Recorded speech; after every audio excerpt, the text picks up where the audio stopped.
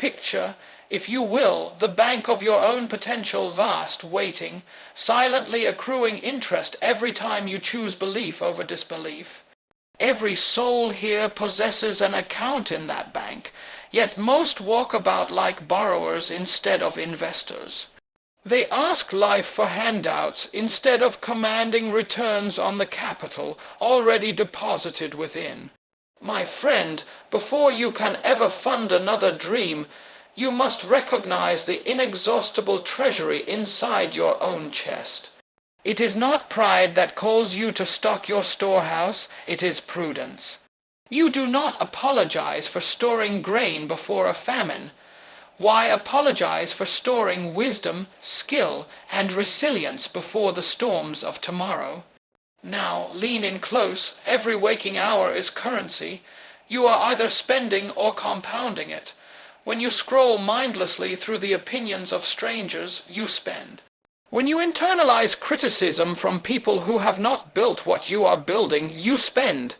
But when you rise early to read words that ignite your imagination, when you rehearse affirmations until your subconscious signs them into law, when you train your craft until excellence becomes muscle memory, you compound. Given time, the law of compounding never loses, never, ever. 5 pages a day become books inside your mind. 15 minutes of focused meditation becomes calm under fire. A single act of courage compounds into a habit of boldness. And habits, once forged, conduct the symphony of your destiny without waiting for your permission each morning.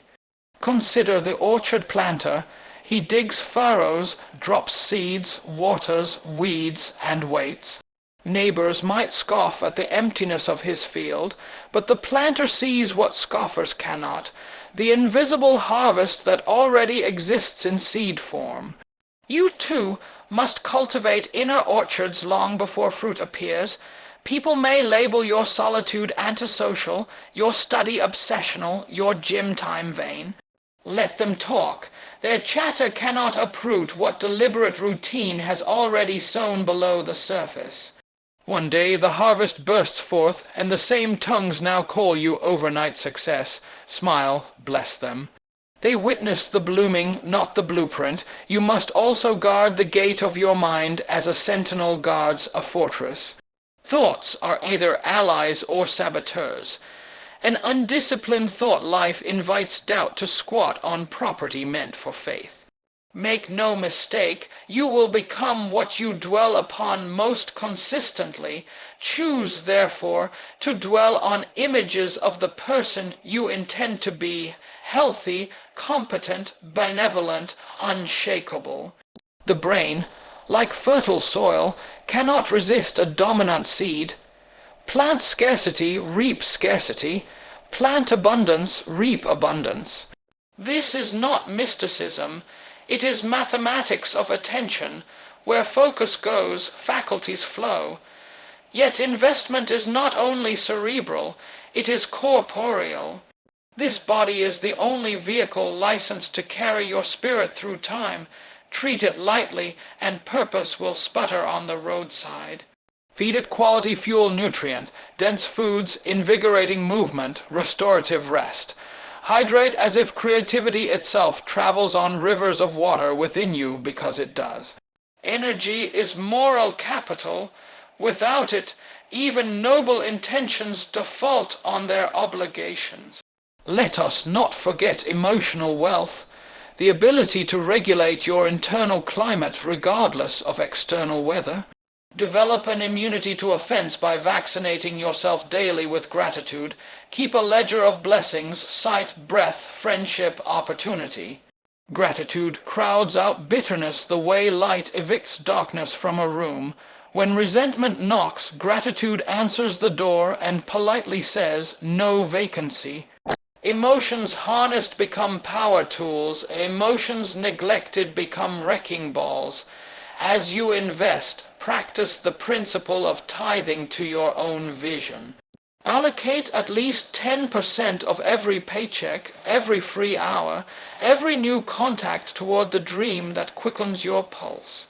That 10% is sacred. Spend it nowhere else. In time, you will discover that life respects those who respect their calling. Commit, and unforeseen allies appear, mentors, resources, open doors. Providence assists the ardent more than the idle. Do not measure progress by applause. Measure it by alignment. If today you are 1 inch more disciplined, 1 ounce more knowledgeable, 1 decibel louder in self-belief than yesterday, then compound interest is working. Keep going. One day the curve turns exponential, and what once inched now soars. People call that moment breakthrough. You will call it compound returns made visible. And when abundance overflows, you will pour into others from a cup that never runs dry. You will mentor from wholeness, give from overflow, love from fullness. That is stewardship at its zenith, to bless many without bankrupting yourself. So steward well, invest relentlessly, compound silently, harvest inevitably. Fill your vessel first, then change the world. There is a law that governs all ascent. Whether it be the rise of a soul, the launch of an idea, or the liberation of a life, there comes a moment when holding on becomes heavier than letting go. You must understand elevation has a cost, and most often that cost is release. You cannot reach higher while clinging to what was never built to fly with you. There are people, habits, patterns of thought, yes, even versions of yourself that are weights, not wings. Until you release them, you remain grounded by your own refusal to grow. A hot air balloon does not rise because it wishes to. It rises because someone had the courage to cut the ropes, and those ropes, oh, they look so innocent. Familiarity, nostalgia, loyalty to yesterday's reflection. But the truth is this: some things that once kept you secure are now the very things keeping you stuck. And until you recognize the difference, you will be imprisoned by comfort disguised as connection. Now, don't misunderstand me. I am not speaking of bitterness. I am not preaching abandonment or cruelty. I am speaking of clarity. Clarity that comes when your vision becomes too big to fit into the small frame someone else keeps trying to put you in. There is a season for togetherness, yes, but there is also a season for separation, and not all separations are tragedies. Some are promotions. When the tree grows taller, certain branches must be pruned not because they were bad, but because the weight of them threatens the health of the whole. You must begin to see that letting go is not always loss. Sometimes it is alignment. You are not being disloyal when you walk away from those who dishonor your evolution. You are not selfish when you say, "This no longer fits the person I'm becoming." That is not betrayal, that is boldness. I've seen people chain themselves to ghosts, ghosts of who they used to be, ghosts of what someone else expected them to be. Ghosts of old communities that no longer speak their language, yet they stay because they fear being misunderstood. But listen to me, you cannot lead your future while constantly explaining your past. You do not need permission to grow. You do not need approval to evolve. And you certainly do not need applause to walk away from a room you've outgrown. Some of the heaviest things you'll ever carry are people who refuse to walk. You drag their doubt, their drama, their disbelief like anchors tied to your destiny. And then you wonder why you're tired. You wonder why your dreams feel delayed. It's not because you're not capable. It's because you haven't yet made the decision to fly alone if necessary.